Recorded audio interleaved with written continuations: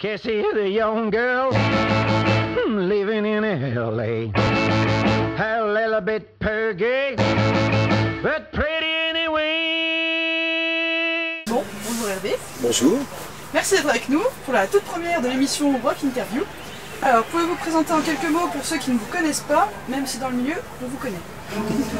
Me présenter ou les groupes? Alors moi, présentez-vous. Bon, moi, donc avec raison, je suis tombé dans la marmite en 1977, donc c'est pas tout récent. J'ai monté un groupe qui s'appelle The Corals dans les années 80, les Mystery Train dans les années 90, Hot Chickens fin 90, début 2000. Voilà, fan de rock'n'roll. Ensuite, quand je dis je suis tombé dans la marmite en 77, c'est donc automatiquement c'est un lien avec la disparition d'Elvis Presley le 16 août 77.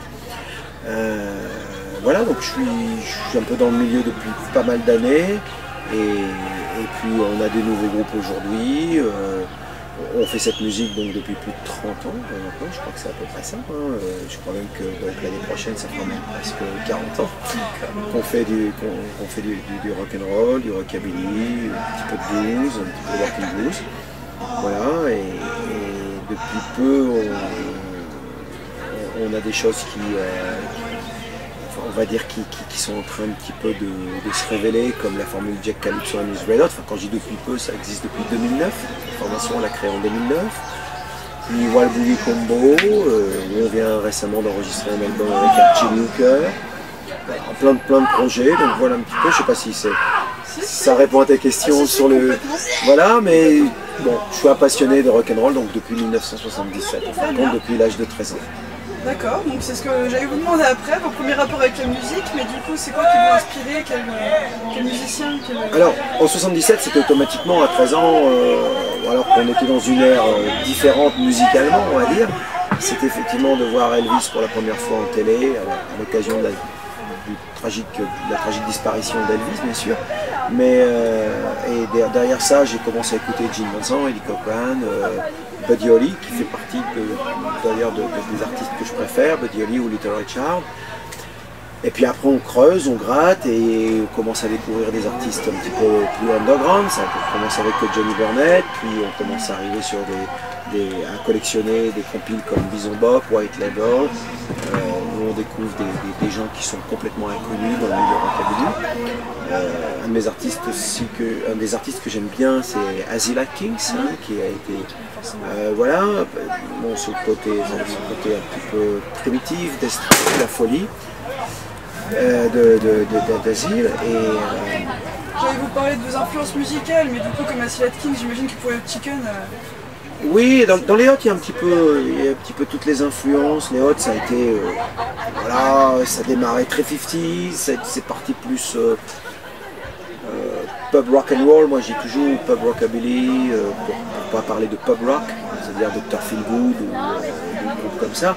Mais c'est vrai qu'on mélange un petit peu toute cette musique des 50s avec quelque chose de musclé, je pense.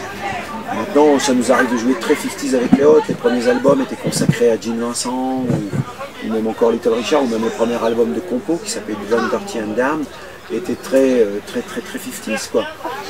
Mais beaucoup de reprises en concert, voilà, mais qui apparemment à ses fans ou c'est les gens qui suivent, puisqu'on est tout le temps régulièrement demandé avec les Hot Chickens. Mais en 2009, il y a eu ce déclic de se dire je veux faire un truc très perso, une compo très rockable comme ce que j'aime, enfin voilà, un truc qui est effectivement qui peut être venu de Azila Kings ou de Charlie Feathers ou des gens comme ça. Et j'ai fait My Baby Rocks, 45 tours, mais honnêtement à l'époque, sans savoir ce qui allait se passer quoi.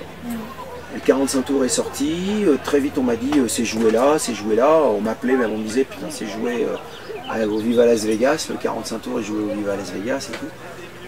Et donc l'histoire a continué et le premier concert qu'on a fait d'ailleurs c'était le festival Good Rockin' Tonight à Tigna. On avait un tout petit répertoire, j'avais dit à l'époque aux organisateurs, Jackie et Liliane, j'avais dit ok on vient en 2010, on est venu jouer en 2010, mais je dis là on est dans cette nouvelle formule, on ne veut pas réitérer les Hot Chickens avec quelques reprises ou des choses comme ça, on veut vraiment faire de la compo. Donc par contre on a 35-40 minutes de concert, on a fait 35-40 minutes de concert, depuis on est revenu avec une heure et demie de concert. Voilà, maintenant on a plus de compos, plus d'albums, mais la voie était, enfin le truc était ouvert un petit peu à ce moment-là. Voilà.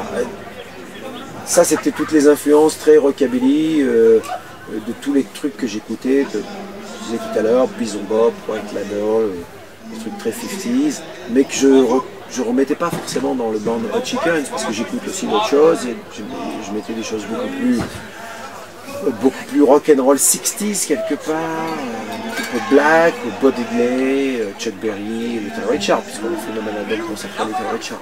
Voilà. Donc voilà, moi je suis ouvert à plein de trucs, je m'éclate avec plein de trucs, mais c'est vrai qu'en ce moment les formules avec Calypso et Waboogie Combo, plus blues, c'est Mississippi Blues, accroche plus, peut-être parce qu'il y a plus de compos, plus d'originalité, plus moi, plus moi, voilà, c'est oui, ça, je pense. C'est sûr. Et vous êtes allé enregistrer un album au mythique studio d'enregistrement Sun Records. Oui. À Memphis, racontez-nous un peu. Comment c'était ?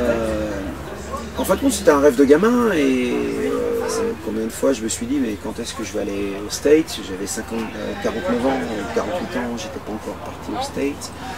On faisait plein de concerts, on enregistrait plein de trucs, on écoute plein d'artistes américains et plein de gens autour de moi me disaient mais pourquoi t'as pas vu ci, pourquoi t'as pas fait ça, etc. Et un jour il m'a pris tout simplement la lubie d'appeler les studios Sun, à un an, un petit peu avant ma date anniversaire, voilà. Et je les ai appelés, j'ai dit voilà, j'ai envie d'être chez vous pour le jour de mes 50 ans, j'ai envie de m'enregistrer 2, 3, 4 titres, je sais pas, enfin voilà. Je veux enregistrer, il n'y a pas de souci, et puis c'est tout, c'est comme ça que ça fonctionne. Voilà, on a pris l'avion, on est allé passer quelques jours dans le Mississippi, ce qui m'a conforté par contre dans mes goûts musicaux au niveau du blues, au niveau des gens comme John Lee Hooker, Muddy Waters ou des gens comme ça, ou même encore Little Walter, Dr. Ross, parce que j'ai vu plein de trucs dans le blues, donc c'est pour ça que d'ailleurs le dernier album a été fait avec le neveu de Johnny Hooker, parce que je pense que je suis parti vraiment dans le Mississippi là maintenant. Mais ce truc de se retrouver dans le Tennessee, à Memphis, c'était un studio, de pouvoir enregistrer 4, et on a enregistré, on fait 6 titres. 2 titres sont restés inédits, voilà, et 4 autres titres sont sortis en EP, 45 tours vinyle.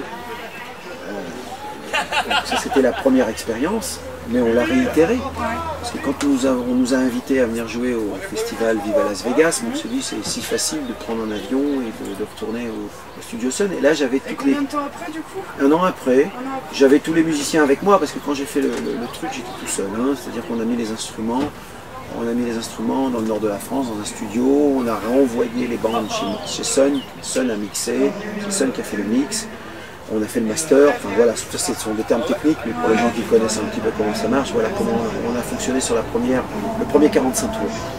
Mais là on était toute l'équipe, on est tous allés chez Sun, et là on a booké plus d'heures de studio, bien sûr, toute une nuit de studio, 6 heures, 6-8 heures, et on a enregistré 9 titres de plus pour faire un 25 cm. On a contacté via des gens de chez Sun, on a invité Jimmy Vainton, qui est le batteur de Billy Riley, mais aussi qui fut le batteur de Jerry Lee Lewis sur les singles Big Balls of Fire, While the Shipping Going On, qui a joué avec Roy Orbison, avec Charlie Rich ou même encore Johnny Cash, qui a accepté tout de suite de venir faire un titre. On a fait Trouble Band, donc lui il nous racontait un petit peu... Une sacrée expérience, une sacrée rencontre aussi. Une sacrée rencontre, une sacrée expérience. Donc on a fait cet album, on a One Shot, qui s'appelle Downtown Memphis, parce que je suis vraiment tombé amoureux de cette ville qui s'appelle Memphis, et d'ailleurs j'y retourne au mois d'octobre. Et voilà, l'album est sorti, sur la label Rock Paradise.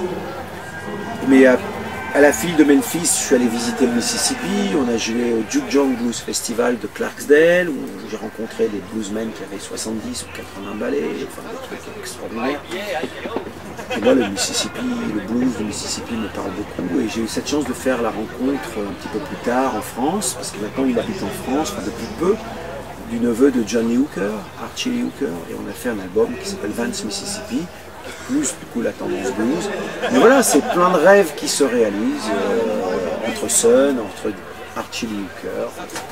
D'accord, des rêves mérités. Mais je sais pas, mais en tout cas, nous on en profite.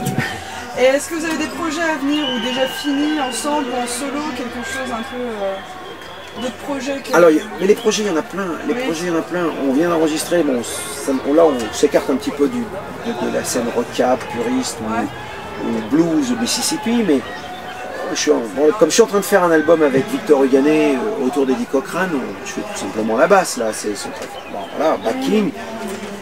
Victor a invité DJ Wampas à venir faire 2 morceaux d'Eddie Cochrane, en français, hein, DJ chante en français, donc DJ est venu faire 2 morceaux de Cochrane et il a complètement, je pense, craqué sur le studio où on enregistre. C'est pas du tout son style, hein.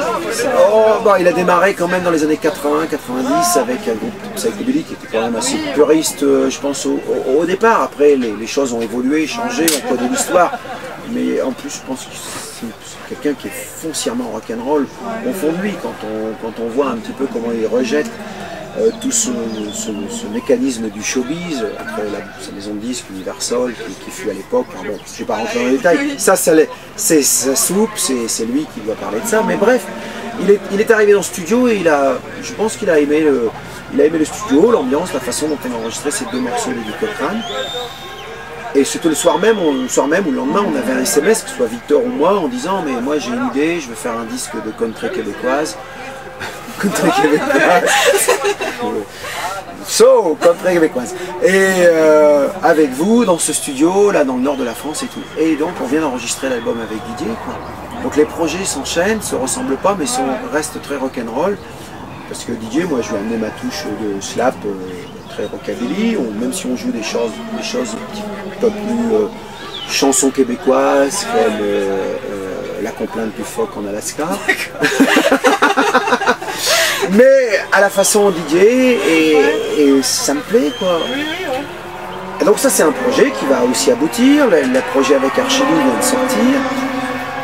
Comme je disais tout à l'heure, je retourne dans le Mississippi, dans le Tennessee, j'ai donc rebooké, je suis en train de rebooker, 2 jours, enfin peut-être pas 2 jours, pardon, excusez-moi, soyez précis, 2 heures, 2 jours ça coûterait très cher, 2 heures chez Sun Studio pour faire un single, mais j'ai d'autres projets avec des trucs dans le Mississippi, voilà, ça je ne peux pas en dire plus pour l'instant, parce qu'il faut que les projets puissent aboutir. Et derrière, on fera automatiquement soit un nouveau Jack Calypso, soit un nouveau Wild Boogie Combo. Avec Archie Hooker, on s'entend super bien, on est en super connexion. L'année prochaine, c'est quand même les 100 ans de la mort, pas les 100 ans. Là, cette année, ce sont les 15 ans de la mort de Johnny Hooker, mais l'année prochaine, ce sont les 100 ans de Johnny Hooker. Et donc, on a des... On parle, voilà. On ne sait pas encore, mais moi le blues du Mississippi, Johnny Hooker, c'est le 2e artiste que j'aime beaucoup derrière Elvis.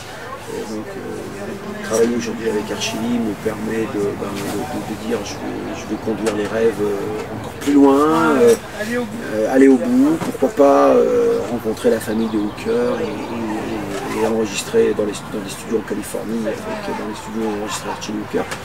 Et ça, on ne sait pas. Et on laisse... si c'est pas ça, ça sera autre chose. Mais les projets sont là, l'envie de faire des choses. Oui. Et la formule Jack Calypso fonctionne très très bien. La semaine prochaine, nous sommes au Rockabilly Rave. En juillet, on retourne donc sur des concerts en Angleterre. Enfin voilà, il y a des tas de choses qui sont prévues. Donc vous arrivez à vous bouger, à réaliser vos rêves, etc. Mais du coup, est-ce que vous aurez des conseils à donner pour quelqu'un qui débute, qui commence et qui aimerait arriver à tout ça, justement, enregistrer dans le même studio? Il faut aller jusqu'au bout, faut croire aux choses, faut pas se dire c'est impossible. Il faut y aller, il faut bousculer, il faut contacter. Après, on peut se prendre des râteaux. Je me suis pris des râteaux. Il y a plein de gens à qui j'envoie des mails, via Facebook, qui ne répondent pas, quoi, qui se donnent un peu. Ils se disent qu'est-ce que c'est, qu'est-ce qu'il veut. Voilà. Mais il faut y aller, il faut bousculer. Moi, c'est ce que je dirais aux jeunes, quoi. Bon, après, il faut avoir un petit peu de bagage, un petit peu de bagou et un petit peu quelque chose à proposer qui tienne la route. Moi j'avoue que ce que j'avais à proposer peut-être tenait la route, mais j'avais encore aussi des progrès à faire, que ce soit musicalement. Oui, mais beaucoup d'envie, une bonne culture musicale. Mais des progrès même dans la diction en américain, ou etc. Mais on s'en fout, on y va. Le tout c'est l'envie, le tout c'est d'y aller. Après il y a des gens qui vont snober, mais il y a des gens qui vont dire waouh, super, génial, on adore, allez, on y va, et on continue, on travaille ensemble, on fait les choses, etc. Et il faut provoquer les choses. Et moi c'est un petit peu comme ça que je fonctionne. Et, vous avez un sacré jeu de scène aussi, beaucoup de choses, c'est ça peut-être aussi qui vous pousse un peu. Alors, le jeu de scène, espérons qu'il tiendra encore un petit bout de temps, un petit peu de temps. Pas de raison. De la pêche en tout cas. Non, on espère en avoir ce soir. Non, on en aura ce soir parce que pour Cyril, pour le Nasty et tout ça, on va tout donner à fond. Alors voilà, mais on peut pas toujours tout donner non plus. Eh ben, c'est ce qu'on allait vous demander, j'ai ça sur ma pas. fiche. Est-ce que vous allez mettre le feu ce soir? Alors, on peut pas toujours tout donner à fond. Peut-être quand on avait 20 ou 30, voire encore 40 ans. Oh, dis donc, pas des arguments ça, hein? C'est pas des arguments. Non, mais si, c'est quand même sérieux parce que on se fait charrier avec ça. Non, mais voilà, comme tu dis, voilà, c'est pas des arguments, mais, hein, on se fait charrier, mais et c'est vrai que non, on ressent quand même. Hein, les concerts, on finit. Nous, quand on vous voit, on le ressent pas trop. On finit lessivé, mais bien. Voilà, c'est ça. Mais bien, content, heureux, voilà. Mais le corps, c'est le corps, quoi. Ça, et la médecine, ou des choses comme ça, on peut pas empêcher que, à un moment donné, ça sera automatiquement, on ne sait pas quand, on croise les doigts, le plus tard possible, mais plus on va aller. Pour l'instant, on vous ressent bien sur scène, il y a encore un sacré jeu. À un moment donné, il va falloir. C'est pas pour ça que je fais du blues. C'est pas pour ça que j'ai dit maintenant je fais un truc avec Archili.